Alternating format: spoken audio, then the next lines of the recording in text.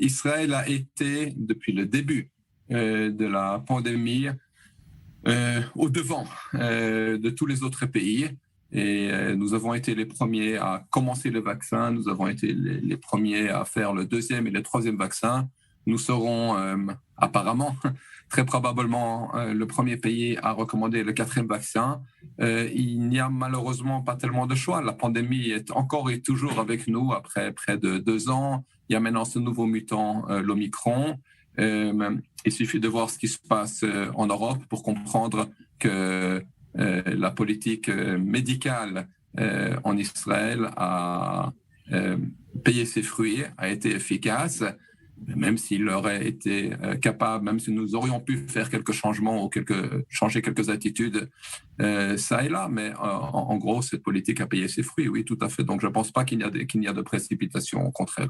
Mais nous sommes convaincus aujourd'hui en Israël que le vaccin actuellement disponible protège contre ce variant Omicron, même s'il n'y a pas eu d'études de Pfizer, même s'il n'y a pas eu d'études de la FDA.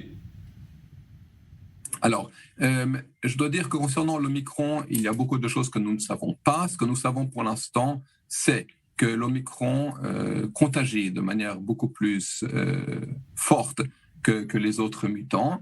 Donc, il est beaucoup plus contagieux. Et nous savons des gens qui ont été infectés pour l'instant avec l'Omicron que, apparemment, même s'ils sont infectés, même s'ils ont une maladie, la maladie est moins sévère qu'elle n'est avec les autres mutants. Donc, il y a une certaine efficacité, oui, tout à fait, parce que même si les gens tombent malades, la maladie est moins forte. Il n'aurait pas fallu plutôt attendre peut-être une mise à jour des vaccins disponibles et qui aurait protégé contre le variant Omicron spécifiquement ? Regardez, dans l'attitude d'Israël face à cette pandémie, a été toujours de prendre le devant. Il y a 2 possibilités. On peut soit prendre le devant, comme Israël l'a fait, ou alors on peut attendre.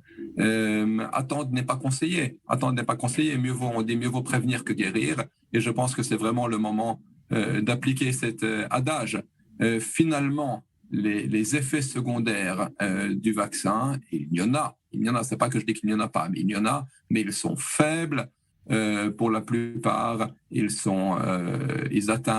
atteignent peu de personnes, un pourcentage peu élevé de personnes, et il est évident qu'entre les effets secondaires du vaccin, même à répétition, et les effets néfastes de la maladie, la balance plaide en faveur du vaccin, c'est clair et évident. C'est-à-dire, il y a passé 5 millions de personnes qui sont mortes dans le monde, passé 8 000 personnes qui sont mortes en Israël du corona. Les effets néfastes du corona sont catastrophiques.